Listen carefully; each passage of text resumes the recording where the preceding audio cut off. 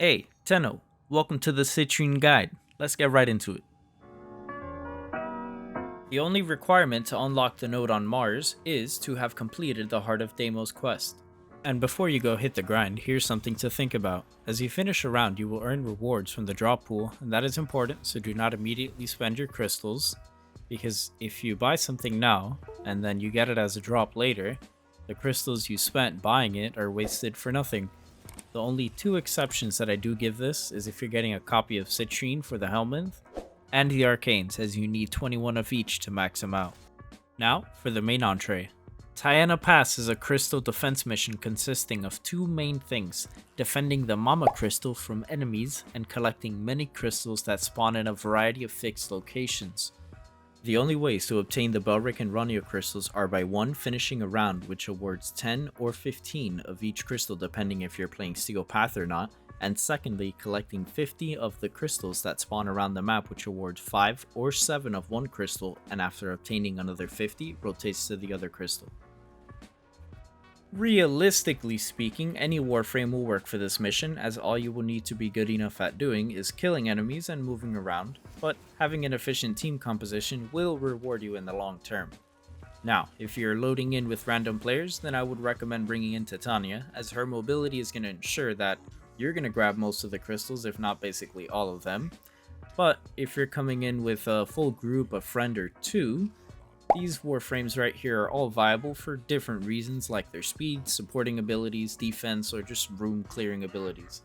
One extremely important thing to note is, even if you're the crystal collector or not, is you have to be ready at the end of each half to be by the door to the tunnel, or at least heading there, because roughly 75 crystals are going to spawn in there for 30 seconds, and they're going to disappear right after.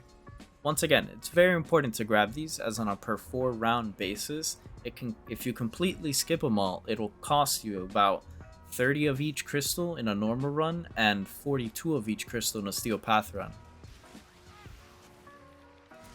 Now that you understand the mechanics of the mission and how to farm it efficiently, it's time to talk about the loot.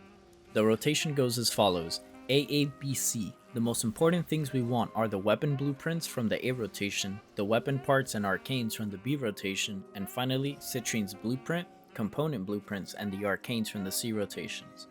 The drop rates look unfavorable, and they are, but this is where the crystals come in. Visit Otak in the Necrolysk, and when you talk to him, click on that line that says Unearth Citrine. This is also where that warning from earlier is going to come into play. As you finish a round, you will earn rewards from the drop pool, and that is important, so do not immediately spend your crystals. So, if you're a completionist like me and want to get everything from this shop, you're going to need a total of 10,950 Rania crystals and 10,900 Belric crystals. And if you want an extra copy of Citrine to subsume her in the Helminth, you're going to need 12,500 Rania crystals and 12,400 Belric crystals. My recommendation for climbing this hill is to get to 6,300 of each crystal. Why the specific amount? Because the most expensive purchase you will make is getting 21 copies of the 5 arcanes. Once you have that amount, you should check what items you have gotten from the drop table and add that amount to your current total. For example, if you have gotten all of Citrine's blueprints and you have 6,300 of each crystal, then for your count, you will have 7,850 Rania crystals and 7,800 Belric crystals. After you have your actual count, then subtract how much you have from the needed amount. In the example I gave, I would still need 3,100 Rania and Belric crystals. Once you have that number, then my friend, keep grinding until you either get a drop that you need or you get the crystal amount that you need. And boy, lastly, once the grind is over, you can just go back to Otak, buy everything you're missing, and you're done. You're done, that's it. You don't have to touch this mission ever again. Or until DE decides to drop Citrine Prime. On a final note to all the players who cannot sink an enormous amount of hours into Warframe, get your money up, not your funny up. Nah, seriously, if you can't sink a ton of hours into the game, then don't focus on the arcanes and focus on more Citrine and her weapons. And remember, it's all about that journey and the fun you have in there. It's not all about the destination.